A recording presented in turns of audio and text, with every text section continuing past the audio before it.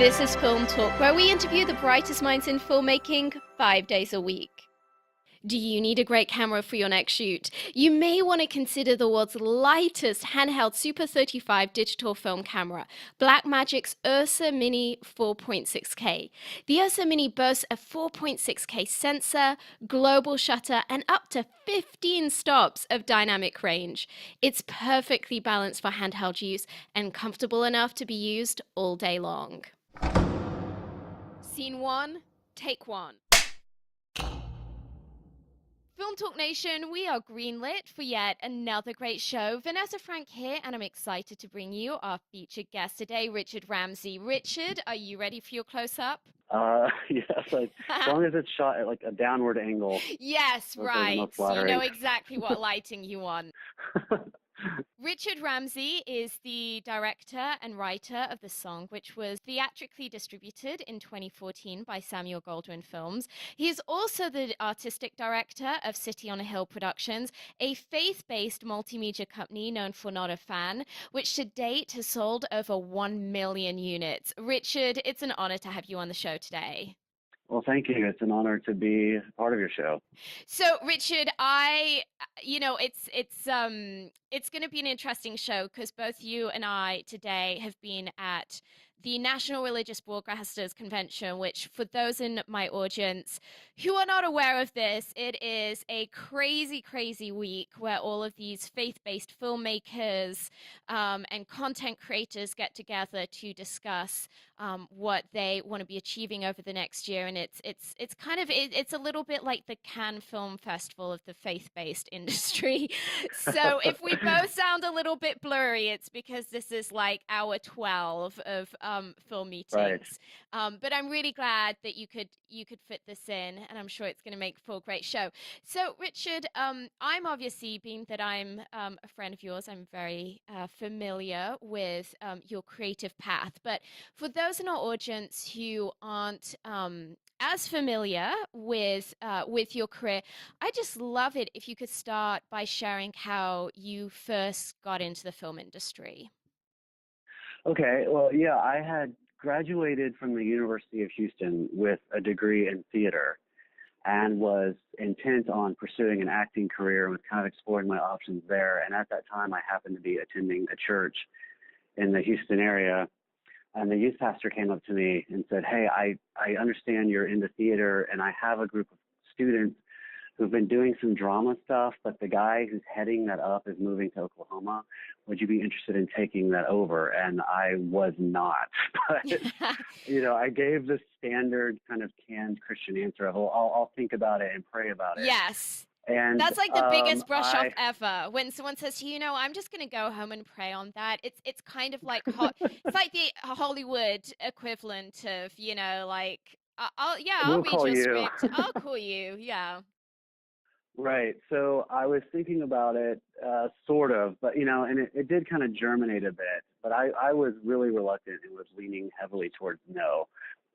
And then my mom happened to be friends with the mother of one of the students who she came home crying one day that there wasn't going to be a drama. She had heard there wasn't going to be a drama program at this church anymore, and she was really upset. And I was like, "Oh, okay, I will do it." So my wife and I, who was my girlfriend at the time, we took over this drama program, but we didn't want to do she's an actress too, right? You at college, right? College and I had met her at school, and so we took over this program, and we didn't want to do kind of the standard church skit, like you have books that have like church skits in them. Oh, they are so bad.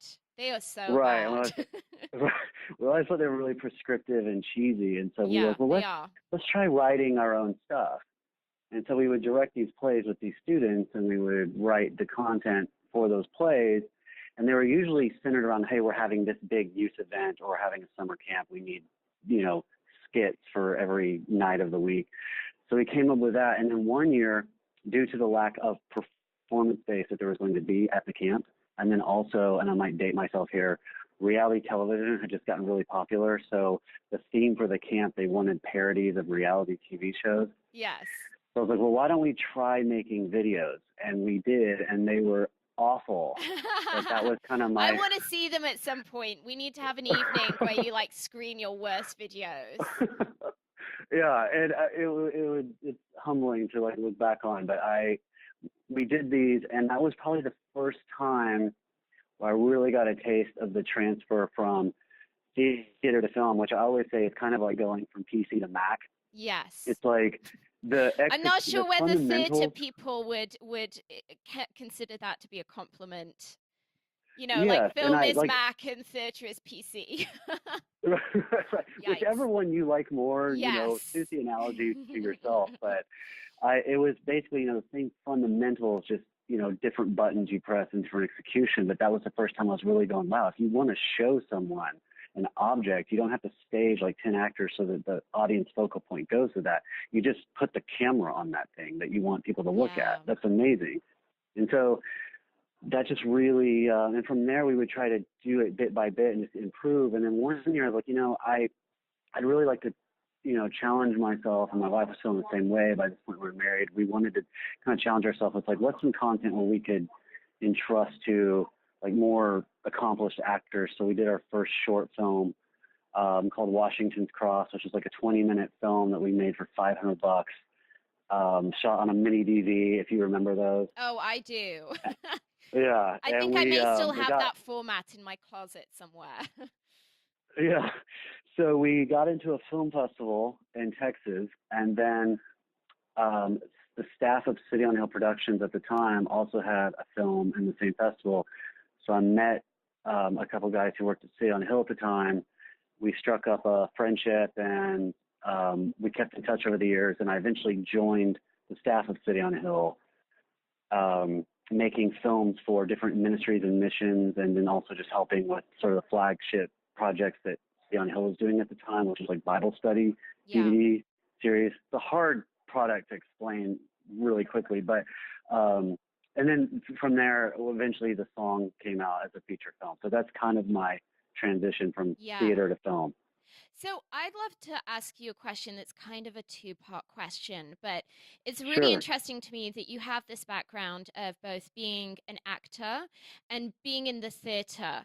And I would just love to know how those two things have really played into your work as a film director. To what extent having that background as an actor and having that background of also being in the theater and having to learn to stage things a certain way and having that direct stimulus of the audience, do you feel that that has benefited you in some ways as a film director, and has it kind of influenced the way that you work on set?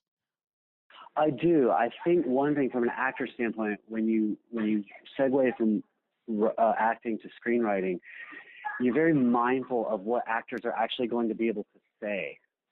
And so a lot of times when I'm writing, I'll do it late at night at the office so that I can act out my, as cheesy as it sounds. Oh, like, I would if love I to can see act that. out my scenes, I know if they are playable scenes. Yeah. And if, or it's like, oh, that's a mouthful, or oh, I would hate a director who made me say that line. Yes. Then that line doesn't make the cut. So that's one area. And the other area it's interesting that you say that, because I yeah. used to act for very good reasons. I don't act anymore because I realized I kind of sucked.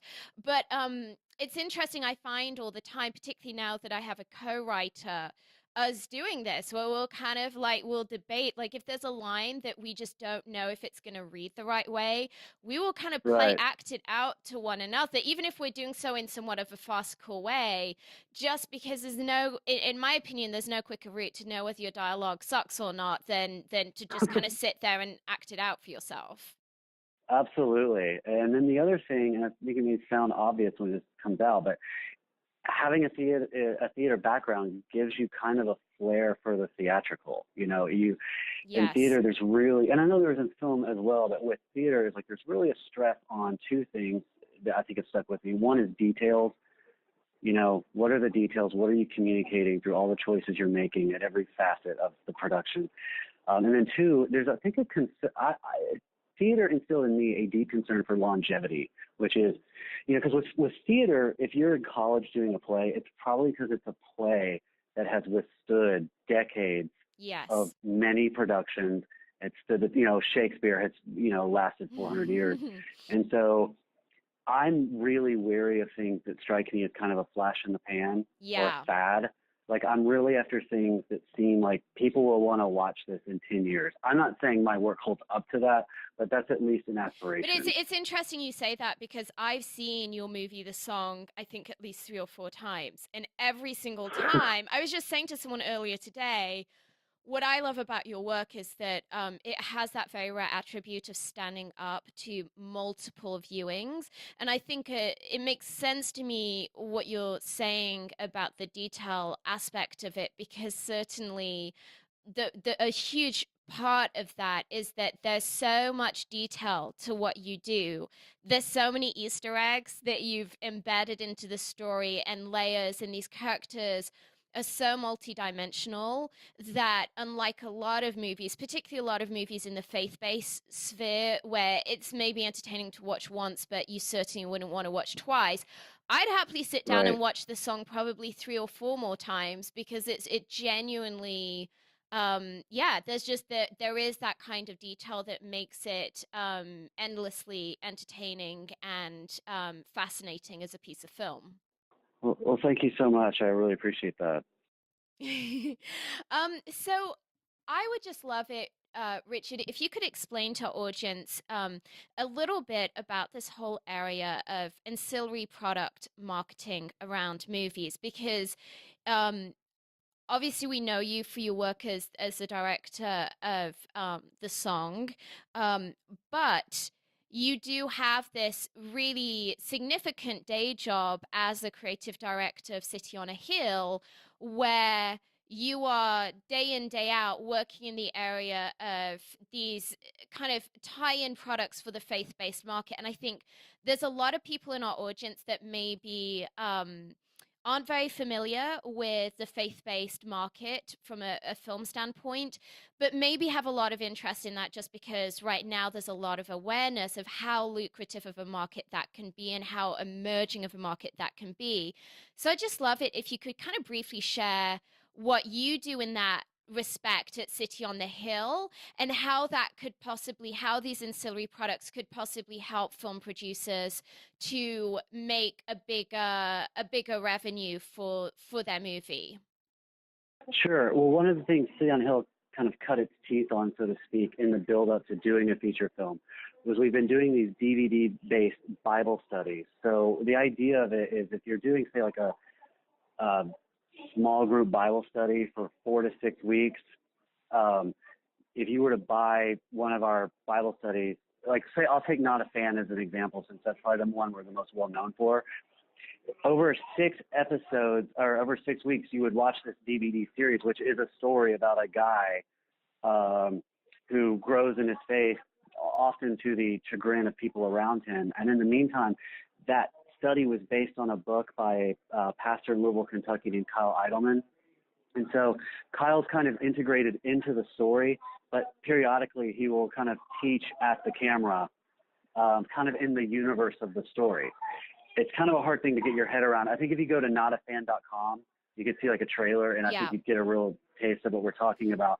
But what that kind of built up to is when we were making a feature film, so like with The Song, we knew that it had a lot to say to, and it had a lot of appeal to a faith audience, in that it's based on the life of Solomon. It speaks to marriage and romance and intimacy the way Song of Solomon does, but it also speaks to the big existential questions that are in Ecclesiastes. So what we did is we brought Kyle on the set of The Song to do these teaching segments. And then in addition to the film, we released a 6-week DVD study that had scenes from the film with Kyle teaching on the Song of Solomon. And it's just another way to give your film, I mean, we do it out of altruistic, genuine belief in helping people, you know, in their faith and in the growth of their faith. But it does also have, ideally, the benefit of creating another angle for engagement with the film, and helps kind of give the film legs so that it kind of gets picked up. So even after your theatrical run is over and done, there's an audience in churches that can still engage with the film. So imagine that I'm a film producer who has a movie that is either faith-based or maybe isn't even faith-based, but it's faith-friendly. It's a movie that's very family-friendly, or it has some values that speak to faith elements that might appeal to a church small group or similar group. At what point should I start thinking about developing this extra revenue stream? Is this something that I do while the film is in development, or is it something that I start speaking to someone like yourself when that movie is actually wrapped and through production and edited? Right. It depends on the film, and I would say the more story driven, I distinguish, and I'm not the only one to do this, but like in the sort of faith space, we kind of distinguish between sort of story-driven descriptive films versus message-driven prescriptive films. And I would say if your film's more on the message-driven prescriptive side, a lot of times the moral of the story that pastors can take and run with in a study kind of setting is really obvious, and that can be reverse engineered. But if your story is more story-driven and more kind of allegorical and symbolic, then that kind of thing I think you want to develop as early as possible. Yeah. And for us, we like to be able, again, we don't want to like override the control of other people's movies, but we have done the curriculum for other people's movies. Like we did the curriculum for Woodlawn by the Owen brothers. And it is helpful for us to confer with the filmmakers and say, okay, what are you wanting people to take away from this that we can expound upon more in depth in a curriculum that supplements your movie? Yeah. I'm really hoping that anyone in our audience who's kind of in this area, or even in the area of making any kind of a movie that, even if it's not overtly a faith-based movie, it's just something that could have an appeal to a small group. I'm really hoping that such producers and executives will really look into this as a opportunity for an additional revenue stream, particularly as these days there's just so many challenges that I think us as producers are going through with the evolution of the market, trying to figure out where the viable revenue streams are. I know on my own movie, Let the Line Roar, we actually I wish that we had had the insight at the time that we shot that movie to do our small group program concurrently, because I think in a lot of ways that would have behooved us.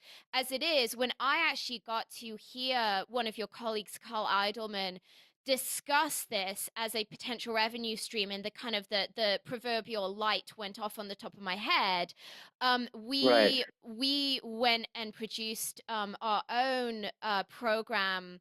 I think it was probably about a year after our movie came out, which we could do to a certain extent because this movie is very evergreen. It's very educational in nature. So we had a bigger window than most people normally do have. And honestly, to have that extra revenue stream has been so helpful. And even in terms of just audience engagement, that you are going to have those super fans that love what you've done and they want a next step. They want something that they can really dig into, particularly if it's a movie that has some kind of an applicable message, something that means more to them than just sheer entertainment.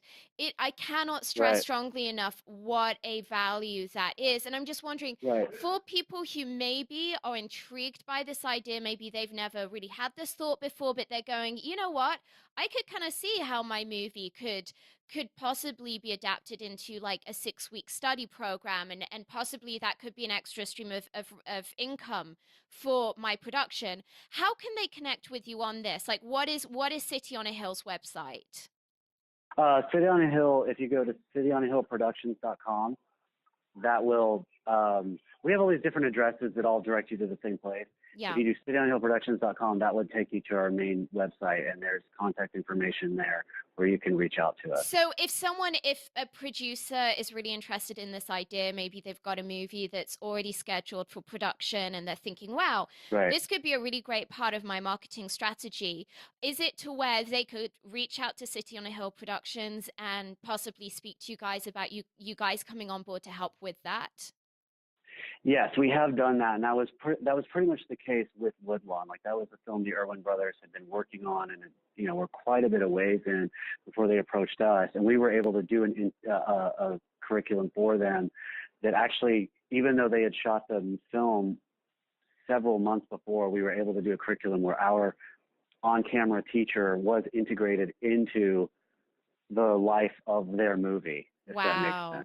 Wow, that's So amazing. The right. magic of So yeah, VFX. right, right. And so, and again, and I think there's a pretty wide gamut of the kind of films where you could do something like this with, like, like Lord of the Rings could have done something like this. Like you Well, could that's what I'm have, thinking. That's what I'm thinking is there's so right, many movies that I feel what I see a lot is producers that have in Hollywood who've kind of understood this principle, and so they're saying to people, "Oh well, let's go to a faith-based marketing agency, and maybe they can reach out to pastors and they can write some kind of sermon notes or something like that." And really, what I'm keen for audience to grasp today is that there's a whole step beyond that where you can actually create a standalone product that is right, going to be complementary to your movie, that even if you haven't made like a Fireproof or Courageous, something that's fully fledged right, faith-based, if you have something that's hmm even just got some values that you feel are edifying and that could appeal to faith audience, even if it's not overtly all about, say, Jesus every second line, that right. still potentially could have commercial value. And I think it's something that people won't know until they sit down with someone like yourself, kind of show what the movie is about and see whether there might be a potential afterlife for it in the form of Right. a syllabus program. Yeah, and the only caveat I would give to any of that is just, make sure if you want to do that approach that you are, I get there's practical considerations and monetary considerations that every responsible filmmaker is going to be caring about. But it's very important that you are also motivated by genuine, um, good intentions to Yes. actually edify people. Because if you come to churches and say, hey, we want to take this movie and refurbish it to use as Bible study, and it feels false and it feels forced, Yes. churches can they can smell that a mile away. Yes, So indeed. that's the only caveat I would give. But I Yeah. do think there's quite a more broad range of films that could do this than Yeah. are doing it. Yeah, no, I truly agree with you. I mean, it was interesting to see what happened with Angelina Jolie's Broken. I'm Right, very good friends with Faith Driven Entertainment that are a fantastic digital marketing agency that really specialize in the faith-based realm. They've done projects that are as overtly faith-based as Passion of the Christ and Narnia, but they've also done projects that have more broad faith themes, like they did I believe they did one of the Rocky movies, and they did quite a bit of work with Unbroken. And they actually, right, though it wasn't a church syllabus program, they did do a special faith release of the DVD, because right, they spoke with the studio and just said to them, listen, you guys are kind of, there's a lot more that could be done here, where if you are willing to do a special edition of that DVD and add in some of the more faith-driven interviews that stress more that somewhat under the surface faith element of the movie, as the protagonist indeed yeah, was a very committed Christian, there's a potential here to get a whole revenue stream that otherwise you'd just be missing out on. And I know they did they actually pulled together in something like a week. They pulled together what they call a teletown hall, which is when they get thousands of pastors on a conference call, and they'll have the celebrities come in and speak to them, and it's really a way of enabling within a short space of time a lot of pastors to get engaged. And they got, I think in a week they got something crazy like 15,000 pastors on a call, which obviously when right, you have a name like Angelina Jolie, that does help. But it's mhm, really interesting, I find, at least, to just see how movies can have such an afterlife, and that connecting up with marketing agencies that understand that faith market can often see right, things that at first glance a filmmaker wouldn't necessarily think of as a potential revenue stream. right, Um, yeah. so, Richie, to pull the conversation a little bit more back specifically to yourself, as you've had really a very interesting career in which you've done a lot. I know you've made many award-winning short films alongside your more commercial and theatrical work. I'd love to know what the biggest challenges that you've encountered so far in your career and how you turn that situation around. I feel like I'm kind of in the middle of your question in terms of my own journey. I kind of feel like I'm in the middle of the Yeah. big challenge and haven't, gotten into the third act where I resolve my own hero's journey and turn it around. Do we ever But get to the third act? That's what I want to yeah, know. yeah, I would just say just trying to discern this ever shifting faith space. I was eager Yeah. to get in this game because I discovered, back working with those students at the church that I was really passionate where my personal passion and gifts could align with my worldview in such Mm. a powerful way, I felt. And I've always been very passionate about that. But by the time, I feel like by the time I got into the faith space that is, it has been pretty solidly defined and the Yes. expectations were pretty solidly set. And there's a lot Yes. of That's lip a service very to diplomatic. Can I just say that's a very diplomatic way of putting it? well, thank you. And there's a lot of lip service to, diversifying the space, Yeah. but it's not But really the not a lot of reality at this point. action. Yeah, it's Right, a lot of speaking and not so much action behind it. right, right. And so I'm just kind of, I think I'm still in the midst of that challenge, just trying to gauge it, trying to be true to my own voice, what I feel like I'm called to do, what I should do, that's true to my skill, my experience, and my passion, but at the same time trying to survive to make the next one. Yeah, well, I'd love to ask you this question actually in regards to the kind of the parameters of writing movies that are supposed to be faith friendly or faith based.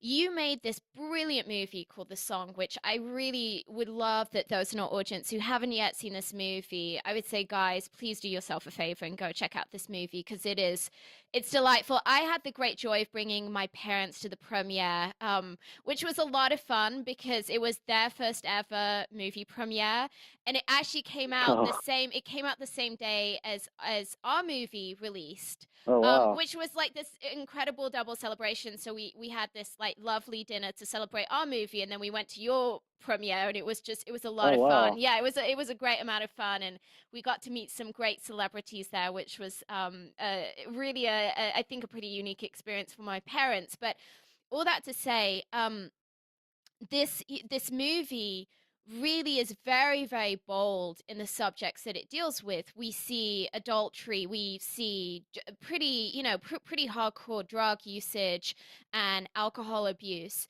because it's this brilliant adaptation of the story of King David, who's a character in the Old Testament of the Bible. For those who don't know, I'm guessing most people probably know that, but you never know. And of course, all of those themes are there in the Bible. We know that he was an adulterer very famously. He committed adultery and then murdered the woman's husband, and ended up marrying and having a child with her. And he probably wasn't, shooting drugs, but Right. he had a pretty interesting ride during his life.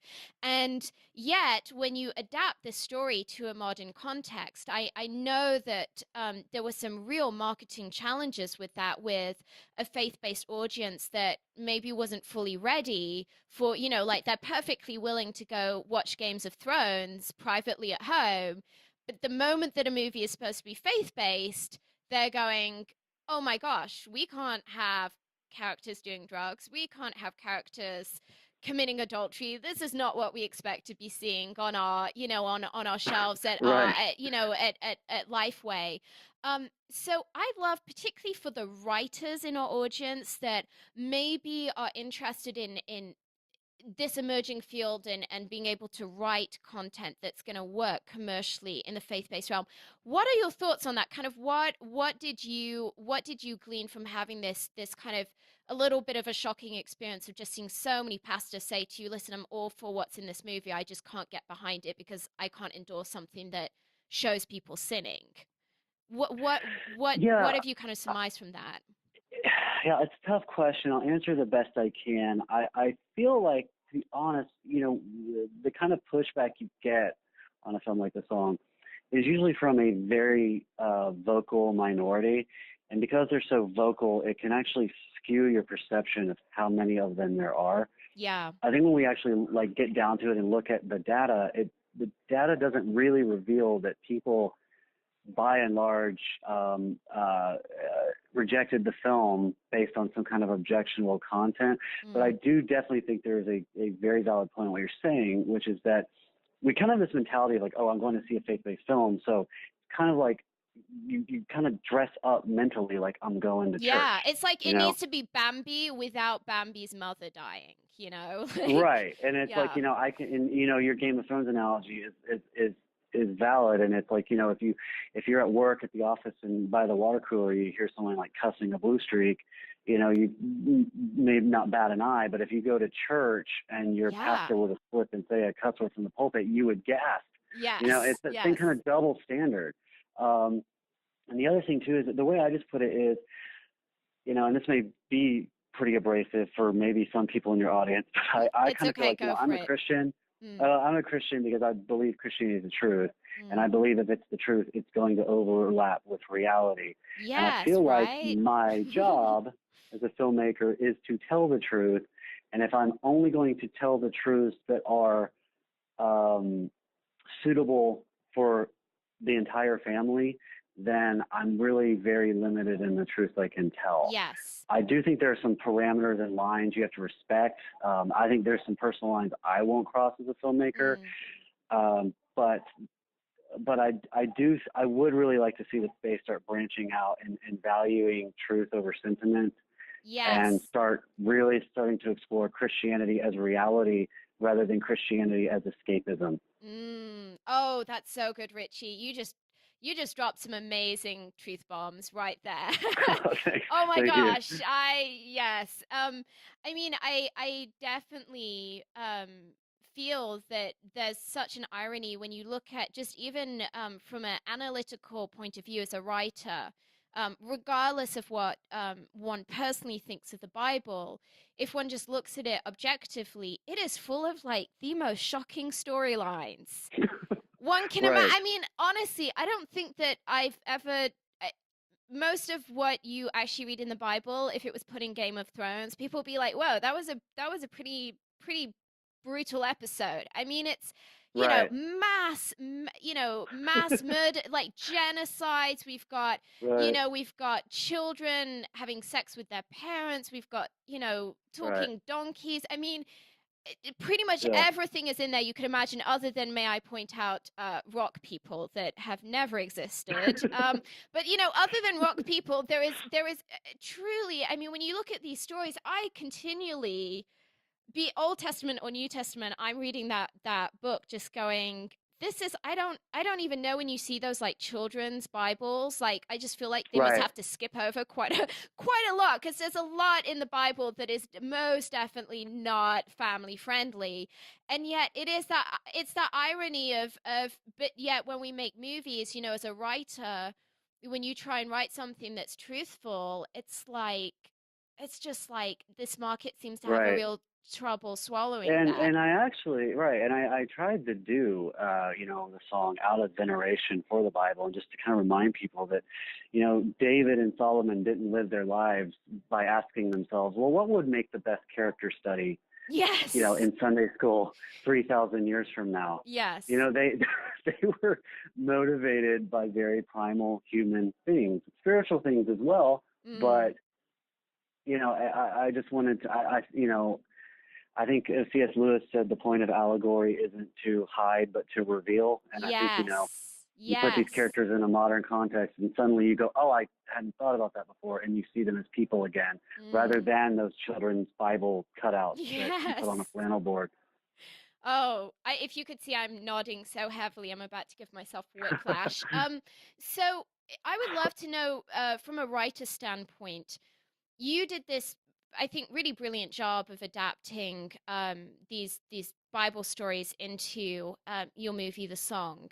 Um, what is that process like when you're taking a text that is so historically known, and almost to a point where people are overly familiar with the story, and there's kind of that Right. issue of we get immune to such a story because it's like, oh, we've been hearing it since we were 5 years old, and as you rightly said, often kind of dumbed down to like children's plays and things like that have really taken Right. the bite out of it.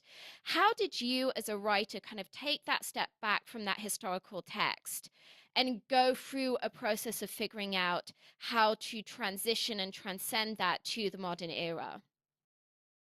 Well, when we talked about, when I first was presented with the project, I was actually not the artistic director of Ceiling at the time, so I was just a writer on the staff of Ceiling Hill. So it was kind of, the higher ups have decided we want to go for a project inspired by the Song of Solomon. What immediately occurred to us was, well, the protagonist, his life should mirror Solomon's in some way that's modern. But what wasn't immediately apparent was how. Yeah. And it's like sometimes the worst ideas come to you first because they're the most obvious. So it's like, Yes. is this Solomon the businessman, or is this Solomon the politician?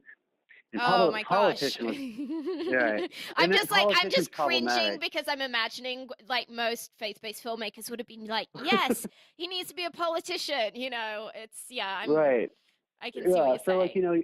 I stiff armed those ideas that come at you like right away Yeah. and just marinated on for a while. And then I guess it was a couple weeks later, I was, um, I have 5 children now. This was at the time that our third child was a baby, and I was just kind of bounce dancing with her in the living room while Bob Dylan's song "You Ain't Going Nowhere" was on.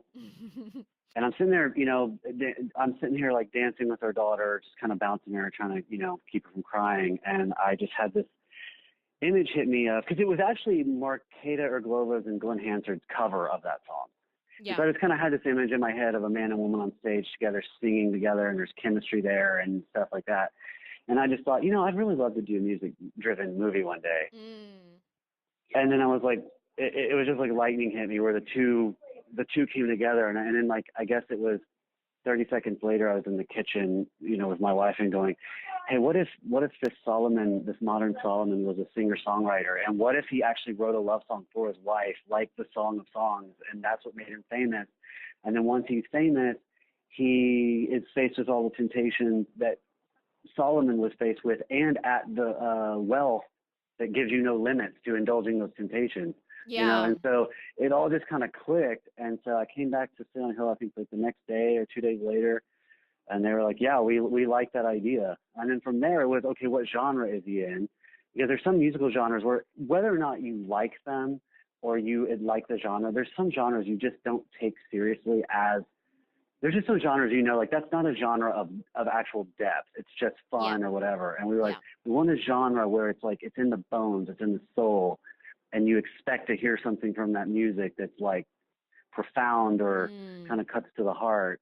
And I was really into the Avett Brothers and Mumford and Sons at the time, and I still love those bands. I don't mean to sound like it's not something I don't like anymore, but and so that's just kind of how it started evolving, and so it just kind of grew from there. Yeah.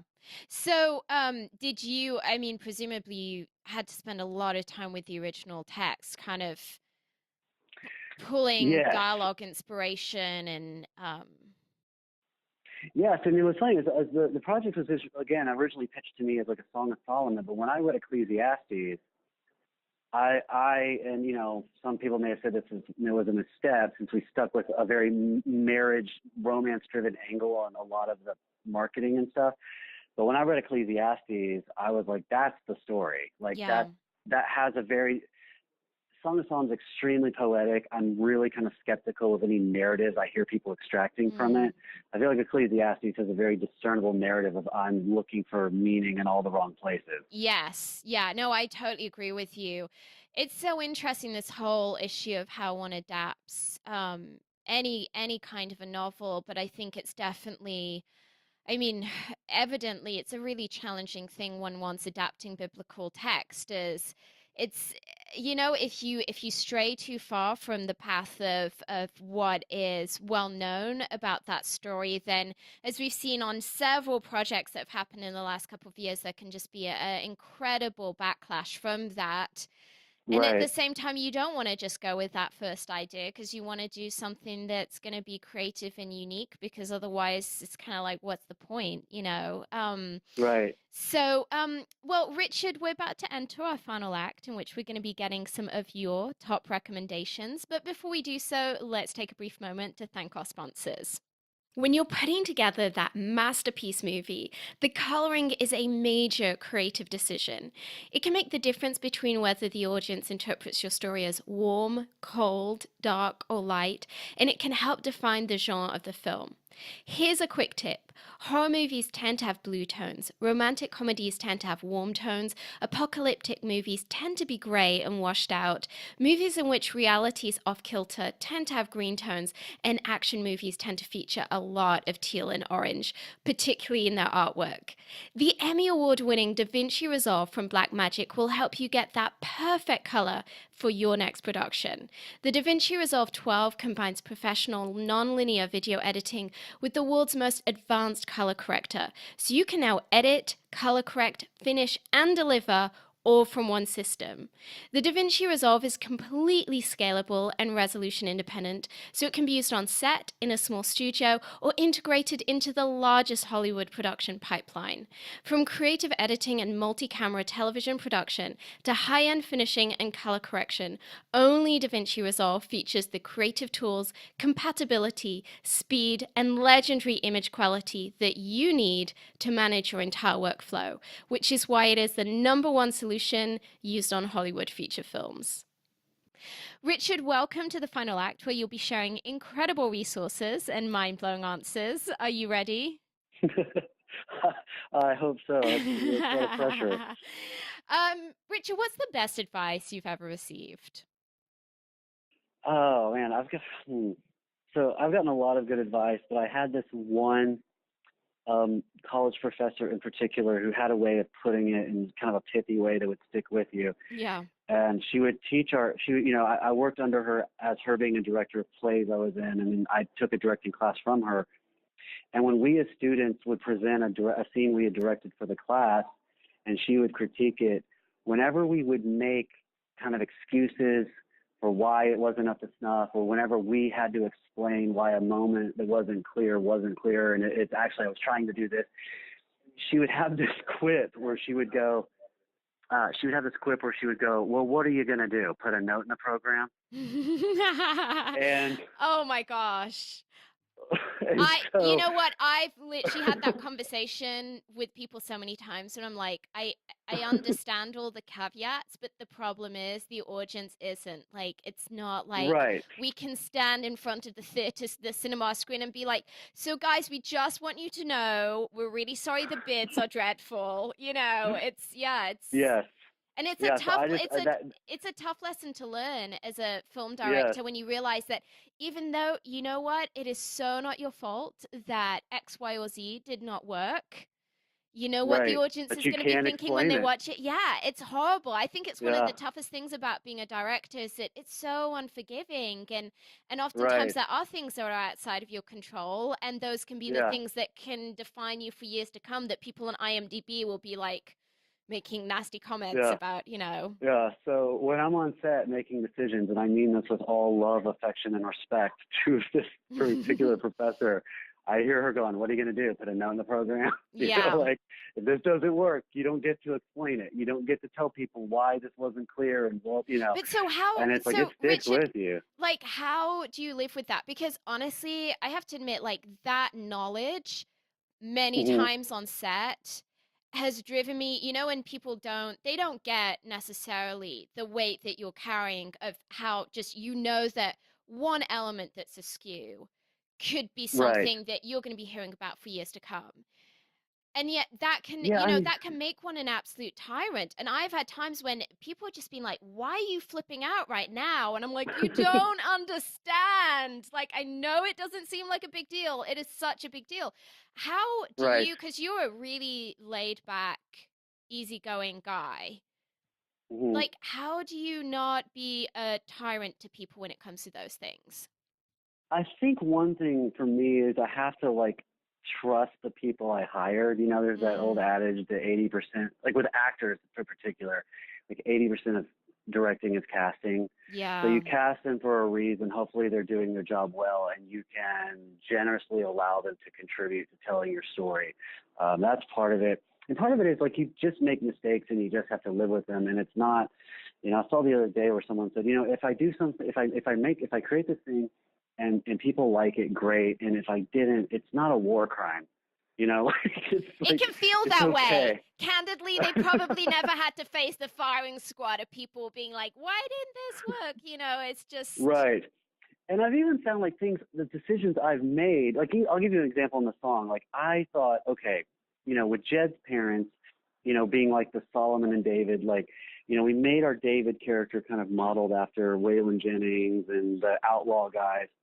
And I thought, you know, Emmylou Harris is like the queen mother of Americana music. Let's make Jed's mother like Emmylou Harris. And to me, like the signature Emmylou Harris thing is she had that gorgeous mop of white hair and then yes. this strikingly youthful face. So it's like, we'll do that to Jed's mom. We'll put this white wig on her, but we won't age her face.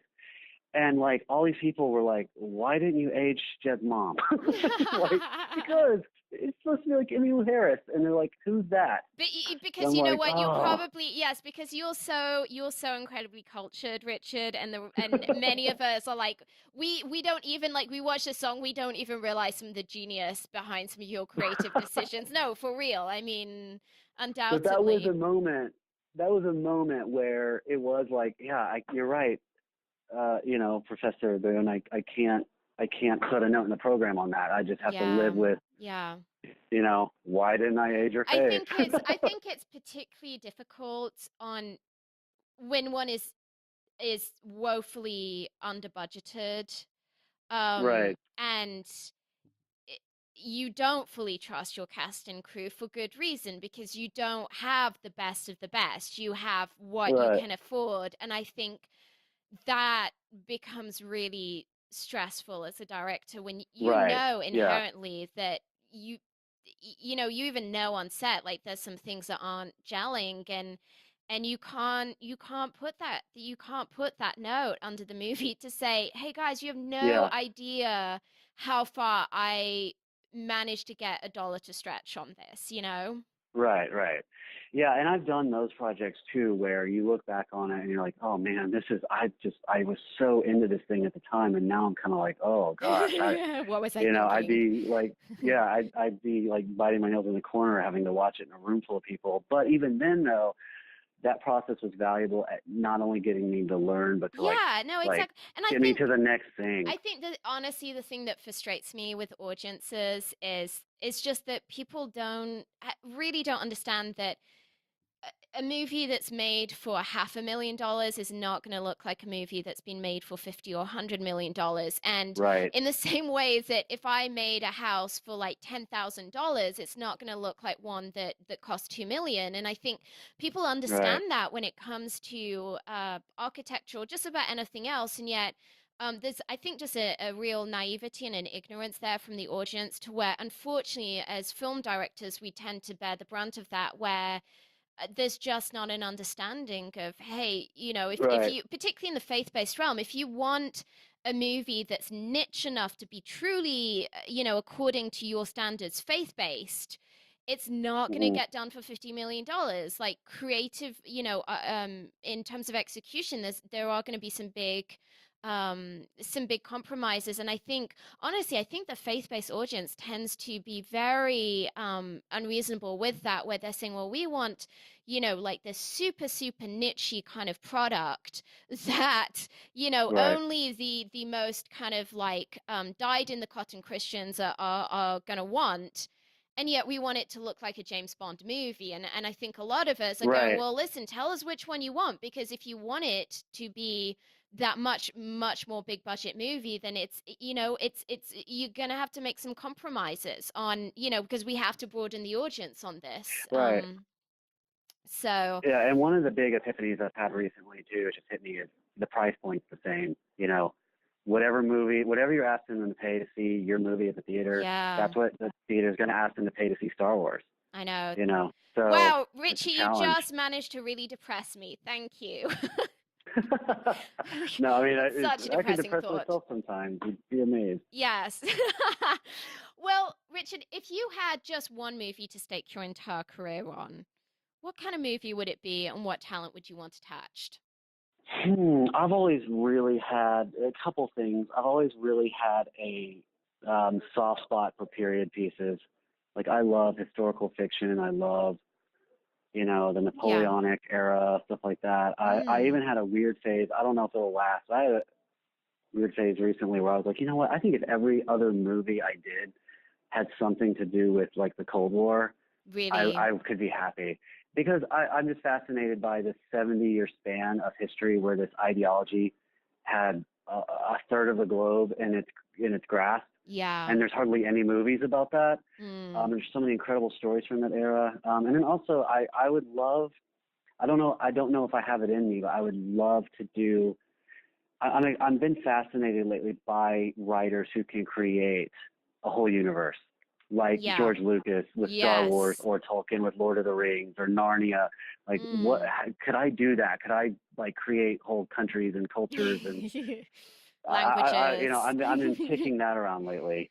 I heard a while back this really interesting interview with, I think it was a publisher who was talking about the publishing market around the time when Lord of the Rings first was a huge success. He was saying it kind of became like such a parody where people were trying to like outdo Tolkien, and so Right, they'd get these pitches from writers, and this is back in the days where things were obviously far more analog, and it would be like a presentation box with like like samples of like this is what like the carpet in the king's mansion looks like, and they'd just right, be like, because everyone's like trying to outdo Tolkien's ability to just create a whole universe, and this guy was saying it kind of went a step too far for a while. yeah, So, and in terms yeah.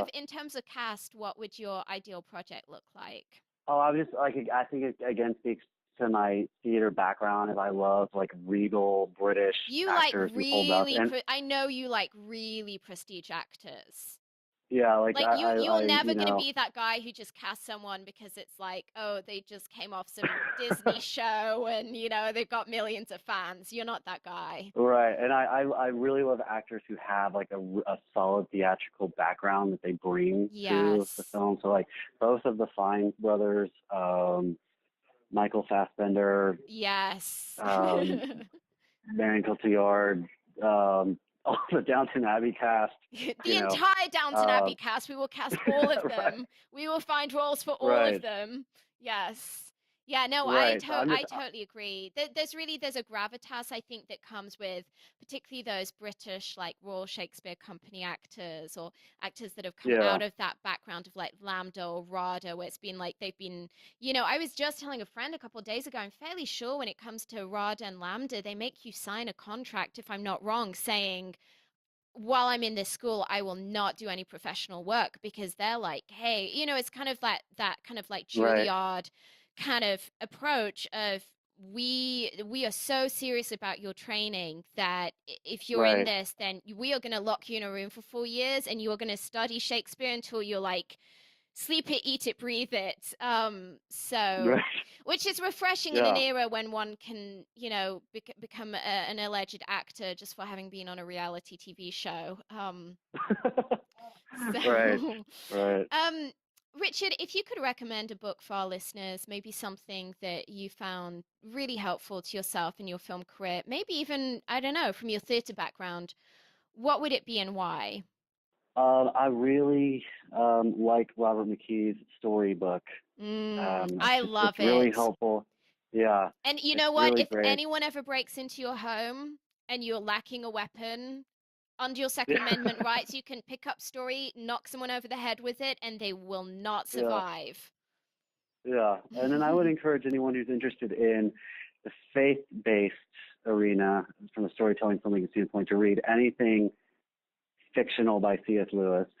Yes, And anything. then I would say read one of Shakespeare's plays, like Hamlet or Macbeth or something. Those like, why does this film or why does this play still get done 400 years later? Yeah. Yes, because he was a genius. That's why. Right. I I know. was reading I know. recently on a project I'm working on right now. There's a very strong overlap with Romeo and Juliet.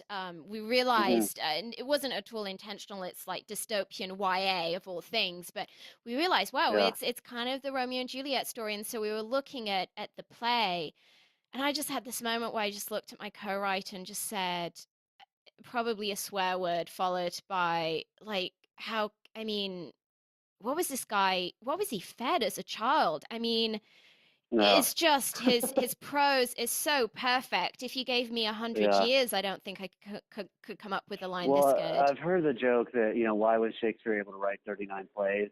Because he didn't have to compare himself to Shakespeare. Yeah, right. So, yeah. Yeah. Oh my gosh. You just keep depressing me, Richard. Oh my gosh. Well, Film Talk Nation, I know that you love audio. To thank you for joining us today, we partnered with our friends over at Audible to offer you a free audiobook. Great titles available include, as Richard just recommended, Story by Robert McKee, Save the Cat Strikes Back by Blake Snyder, Why Not Me by Mindy Kaling, and Your Year of Yes by Shonda Rhimes. If you haven't already done so, you can claim your free audiobook at audibletrial.com/film talk. That's audibletrial.com/film talk. And this link will also be included in today's show notes. Richard, if you could recommend just a single movie for our listeners, what would it be and why? Oh, a movie. I love Oh Brother Where Art Thou. It's another movie. Interesting. Yeah, with it's got incredible theatrical flair. Mm. It's multi-layered. It's just I love that You film. know, I might It's also be, got great music. yeah, I might be wrong about it, but I think I'm right in saying it was the first movie ever to be digitally colored. It was like the first big theatrical release to go through a digital coloring process. I think that's true. Yeah. Yeah, yeah, to get because they had like, is it like a sepia tone or something like that? It was like a very stylistic look. Yeah, it took a lot of the greens and turned them into kind of a Mm, golden yellow. yeah, It's really interesting. yeah. I did not see that. I really thought, I don't know, I don't know what I thought you were going to suggest. I kind of thought maybe something involving the Beatles, as you're such a Beatles Oh, fan. yeah. Hard Day's Night is actually a good film, I think. Yes, yes. So if anyone wants to check out a Beatles film, that's the one to look at. Yes, absolutely. And Richard, if you could recommend a website or an app for our listeners that you have found to be a really great resource in your filmmaking, what would it be and why? Oh, this may sound like a strange answer, but I listened to prep for the song, I listened to Alistair Begg's sermon series on Ecclesiastes. He has an app called Truth for Life. Truth I for know it's a life. weird Okay. recommendation, but if you ever That's a wanted to really, go, okay, that's like, honestly, like that's such a left of field suggestion, but it's yeah, brilliant. oh, sorry. I mean, I know maybe again, like it's a very, it's admittedly religious, but Yes. it is such an incredible sermon series. And even if you think you are not even remotely interested in anything derived from the Bible at all, I would challenge you to listen to like the first one Mm. sermon in the series and see how it goes. Well, you know, it's, I sorry.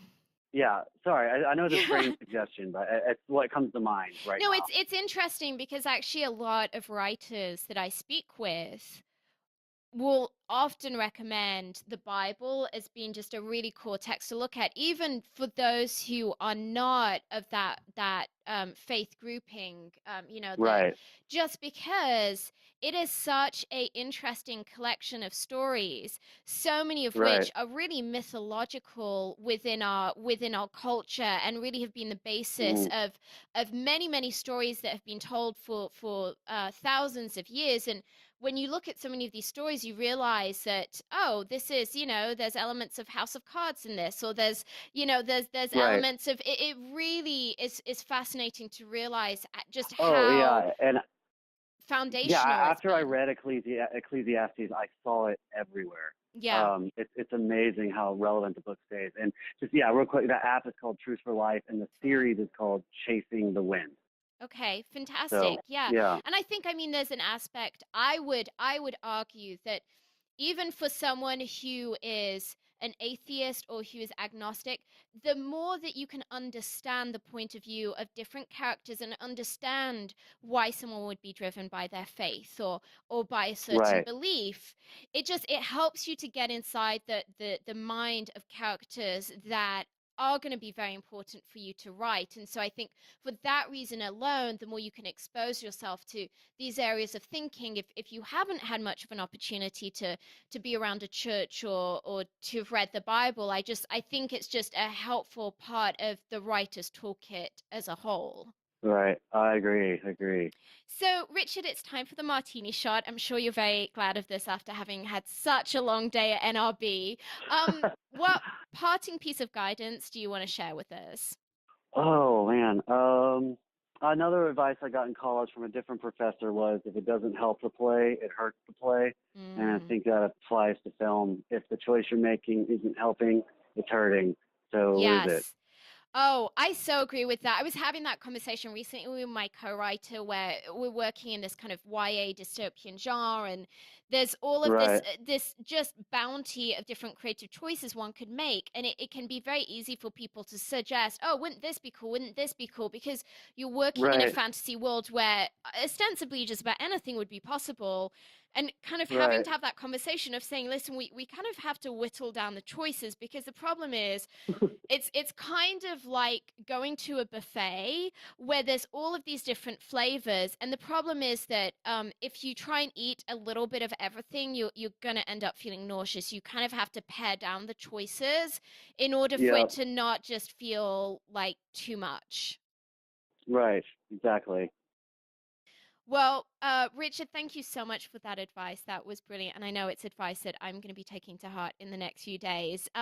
Well, that's a wrap. Film Talk Nation, in this industry, you're only as good as the people you know. And today you've been hanging out with Richard Ramsey and myself. If you want to go the extra mile, head over to filmtalkpodcast.com and type Richard Ramsey into the search bar. The show notes from today's show will appear along with everything we discussed, like Richard's recommended book and movie. Richard, we appreciate you sharing your priceless insight with us today. Film Talk Nation thanks you, and we'll see you on the red carpet. Well, thank you.